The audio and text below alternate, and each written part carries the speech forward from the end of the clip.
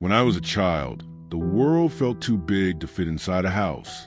I must have been 7 or 8 years old, and my parents worked all day long. No one really asked where I was going, and I never thought it was necessary to explain. I would leave in the morning and only come back when the sky began to darken. I was always with 2 friends from school. We met at the corner of the dirt road and decided our destination right there, as if we were explorers. Sometimes we went to the abandoned garages near the highway. Other times, we climbed trees that were far too tall for any adult's common sense. The town ended quickly, and soon the open fields began, with tall grass and paths no one used anymore. To us, it was an amusement park without any no trespassing signs. We ran through bushes, kicked stones, pretending we were soldiers, adventurers, fugitives. There was no fear, only curiosity. I remember the smell of hot dust mixed with crushed grass, the sun burning the back of our necks as we raced to see who could reach the top of a dirt hill first. Every scraped knee was a trophy. Today, when I think about it, I wonder how our parents allowed 3 children to wander so far without supervision. But back then, it felt normal. No one called us home. No one came looking for us. The world belonged to us for a few hours each day. And maybe that's why everything that came afterward was so hard to accept. Because in those days, we truly believed that nothing bad could ever happen to us.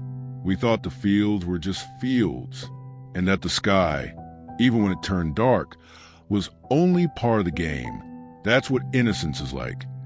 It gives you the courage to go places where fear has not yet learned to live. That day, the heat felt different. It wasn't just hot, it was heavy. The air seemed to cling to our skin, as if the entire town were trapped inside a windless oven. We had already spent the whole morning wandering without direction, climbing walls, jumping fences, and throwing stones into dry riverbed near the road. That's when one of my friends, sitting on a fallen log, said he was thirsty. I remember pointing toward the horizon, where the field stretched until it nearly touched the sky, and saying that my mother once mentioned a hidden spring out there, a place where water rose straight from the ground, cold and clean. It sounded like a good idea. In our minds, it felt like a secret mission. "Let's go see," I said, and no one disagreed. The problem was that the place was farther than we usually went. Much farther. It wasn't just crossing the brush near the road. It meant following a narrow path, almost erased, that led deep into the open field. As we walked, the silence began to change. The insects disappeared. The wind stopped. Even the sounds of the highway faded until they were too distant to hear. The sky, once blue, started to turn a strange color, half yellow, half gray. The clouds didn't move quickly. They only gathered heavy, as if they were being stacked on top of one another. I felt sweat running down my back. But it wasn't just from the heat. It was a bad feeling, like my body was warning me that something wasn't right. "It's too still," I said. One of my friends laughed and told me it was all in my head. We kept walking. The field seemed larger than usual. With every step, the ground creaked beneath our sweat-soaked shoes. The tall grass brushed against our legs. Sometimes it felt like something was moving inside it, but when we looked, there was nothing there, just a wind that didn't exist. That's when I realized the sky was far too dark for that time of day. The sun should have still been high, but everything was covered by a massive shadow. The clouds had closed in like a lid above our heads. The air became harder to breathe, as if it had grown thicker. Even so, no one wanted to turn back. Maybe it was curiosity, or maybe it was that childish certainty that the world could not hurt us. Today, I understand that was the exact moment we crossed an invisible boundary. The field no longer felt like a place for games. It felt like a place that was waiting for something or someone, but we ignored it.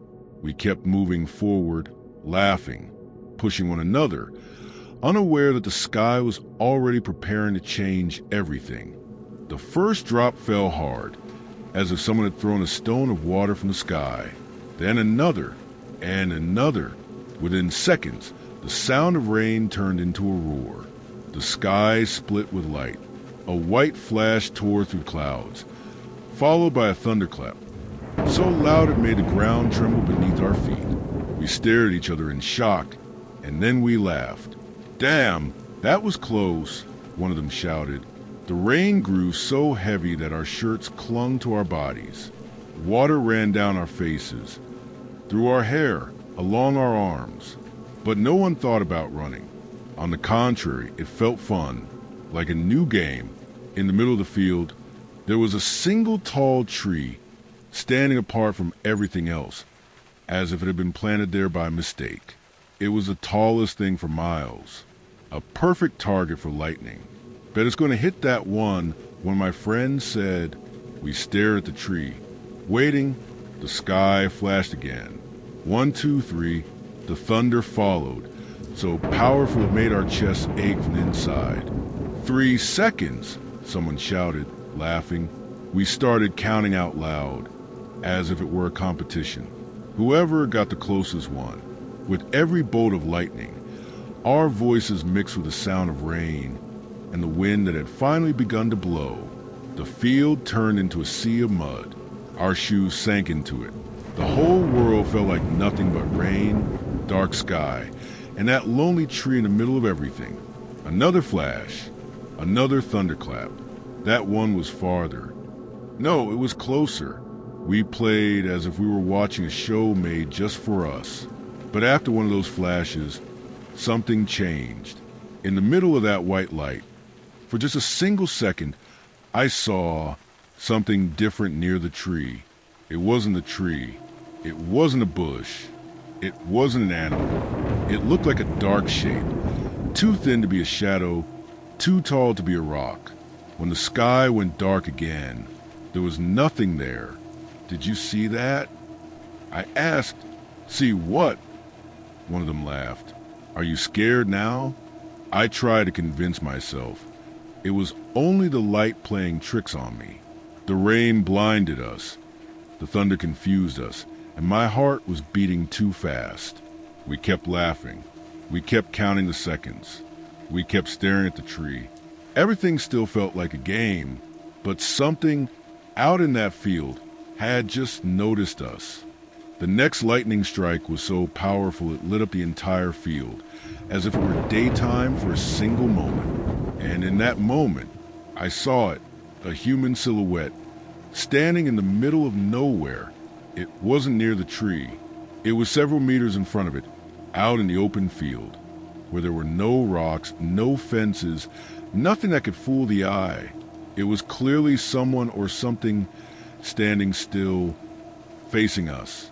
My heart skipped a beat. "Do you see that?" My voice came out thinner than I expected. Before anyone could answer, the sky went dark again. The rain kept pounding down. The wind howled. The figure vanished with the light. "You're imagining things," one of my friends said. "It's probably the tree." I wanted to believe that. Then came another flash. The silhouette appeared again, but now it was closer. There was no face, no clothing, just a dark outline. Too thin to be a shadow, too straight to be a bush. It looked like someone standing with their arms pressed to their sides, staring directly at us. The thunder cracked right after, loud and sharp. At the exact moment the sound rolled across the field, the figure was no longer in the same place. It had moved forward, not running, not walking. It had simply changed position, as if the thunder itself were a signal for it to move. "This isn't a joke," I whispered. "It's getting closer." One of my friends stopped laughing. "Stop it." But the third one had gone silent, staring into the field with wide eyes. Another lightning flash. Now the silhouette was so close that we could make out the shape of its head and shoulders. Still no face, just a dark cutout against the white rain. The thunder roared, and again it moved, Every time the sound of thunder tore through the air, the figure advanced a few more meters. Never during the silence, never during the lightning. Only when the heavy echo of the sky rolled over us. It was as if it existed only in the noise. "We have to leave," someone said, almost crying. No one argued, but our feet felt stuck in the mud. The rain made it hard to see. And the worst part was waiting for the next flash, knowing that when the light returned, it would be even closer.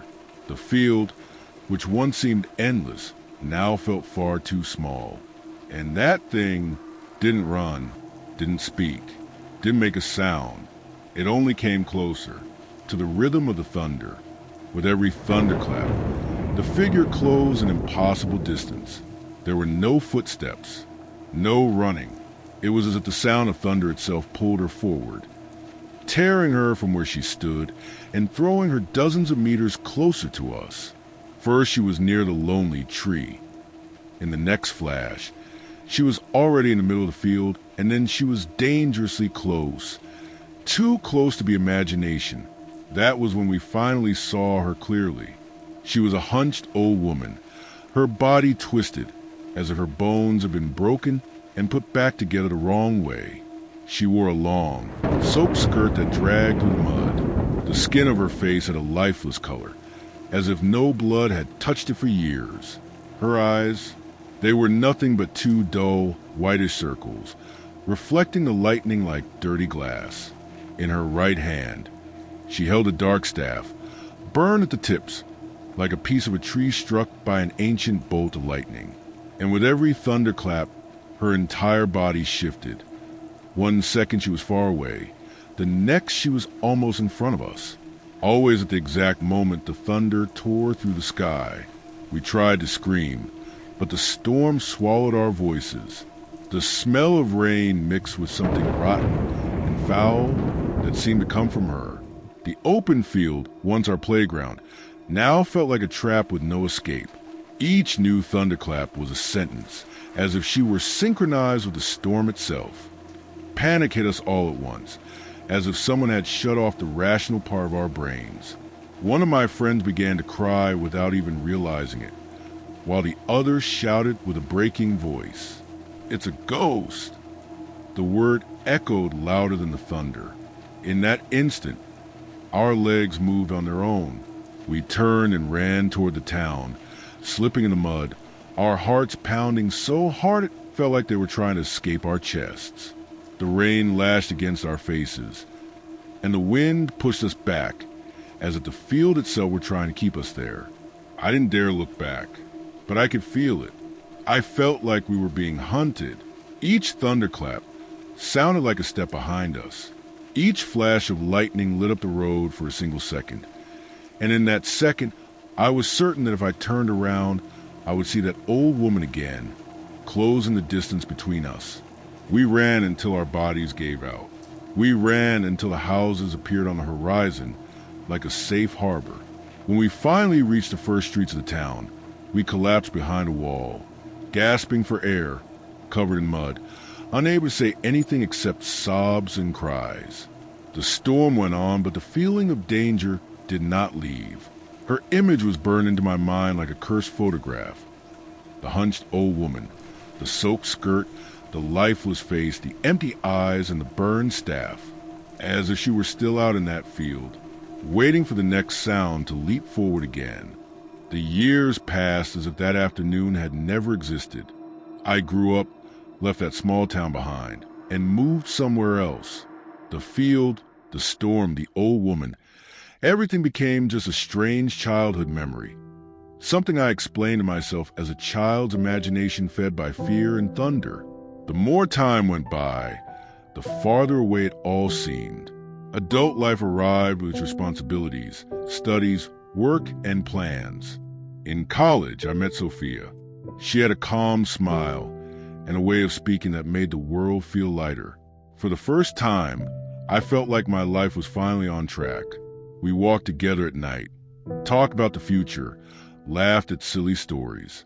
I no longer thought about ghosts, empty fields, or strange storms. All of it felt like part of a childish past, buried under exams, bills, and ordinary dreams. The fear stayed behind. Or at least, that's what I believed. I told myself that a child's mind can create anything when it's scared, that there was no old woman moving with the thunder, that it had only been a trick of light, rain, and imagination. And for a long time, that explanation was enough. My life was normal, peaceful, until the day the storm came back. Years later, on a night that seemed ordinary, the storm returned. I was with Sophia near the river that cuts through the city. The rain began softly, almost romantic, and we laughed as we tried to shelter beneath a tree. The wind carried the damp scent of wet earth, and for a moment everything felt calm until the sky darkened in a way that felt wrong, as if something were being prepared above us. Then came the first thunderclap. The sound echoed through the valley, and in the flash of lightning, I saw it. At the edge of the river, standing among the rocks in the mist of the rain, there was a human silhouette. My heart froze instantly. With the next flash of lightning, it was closer. I felt the blood drain from my face. My body understood before my mind did. It was the same feeling I had as a child. The same impossible presence. The same motionless shape between one thunder and the next. Did you see that? Sophia asked, gripping my arm. I couldn't answer. Another thunderclap exploded in the sky, and it moved. It didn't walk. It didn't run. It simply shifted in a dry, unreal way, as if it had been pulled by the sound itself. Now I could make out its form, the twisted posture, the long, soaked skirt, the outline of a head bent too low to be normal. The entire past came rushing back at once, like a waking nightmare. I already knew what was coming. With every new thunderclap, it drew closer to the riverbank. Its face began to reveal itself in the burst of light. That dark, deathly color, eyes without pupils reflecting the lightning, and a burned staff clenched tightly in its hand. Sophia started to cry, asking what that thing was. I could only whisper, "It's her." The same thing I had seen in childhood. The same thing I tried to forget. The same thing that now stood before us, proving it had never been imagination. The thunder roared once more, and it leaped again. The past was not dead. It had returned to finish what it started. The next morning, the storm was gone, but the horror remained. I woke up to my phone ringing nonstop. On the other end of the line, a trembling voice asked if I knew Sophia. Minutes later, I was standing in front of her house, watching police cars and an ambulance with their doors open. The air still smelled of smoke. Sophia was found dead in her bedroom. What shocked everyone most was not only her death, but the condition of her body. Her face was burned and darkened, as if she had been struck directly by lightning. Her skin looked cracked in places, and her hair carried the strong smell of something burned. There were no signs of a struggle, no marks of forced entry, no logical explanation. The police said it was an accident, a lightning bolt that came through the window, a rare electrical discharge, a tragedy no one could have predicted. But I knew, I had seen it. That night, by the river, the old woman had moved closer to us with every thunderclap. She did not come by chance. She did not appear by mistake. She chose us. And now, Sophia was dead, just like the burned staff that thing carried in its hand. The image of the old woman's dark face blended with Sophia's charred face in my mind. It was as if both scenes were the same, as if the sound of the last thunder was still echoing inside her room. The police called it an accident. I call it a visit. The old woman did not return out of nostalgia. She came back to take someone. And this time, it wasn't me. Another storm came weeks later. This time, I was alone at home. The wind slammed against the windows of my apartment, making the glass vibrate as if someone were touching it from outside. Rain poured heavily into the building's courtyard, forming puddles that reflected the lightning like broken mirrors. I tried to ignore it, but every thunderclap made my entire body freeze. Then, in a flash of lightning, I saw her. Down below, in the dark courtyard of the building, she was standing there. The same twisted silhouette, the same hunched posture, the same burned staff resting on the ground. My stomach dropped with the next thunderclap. She was closer to the entrance of the building. I couldn't move. My legs wouldn't obey. I could only watch, sure breath, as the storm set the rhythm of the nightmare. Thunder. She jumped. Now she was in the middle of the courtyard, staring straight up at my window. Even from far away, I could feel those pupilless eyes locked onto me. There was no hurry in her body, only certainty. Thunder. Another jump. She was too close. Close enough that I could see the wet skirt clinging to her thin legs, the bluish face lit by lightning, and the burned staff leaving dark marks on the soaked ground. My heart pounded inside my chest. I thought, this is it. There was nowhere to run. The building felt too small to hide from that thing. Every thunderclap was a final step. Every flash of light was a warning. Thunder.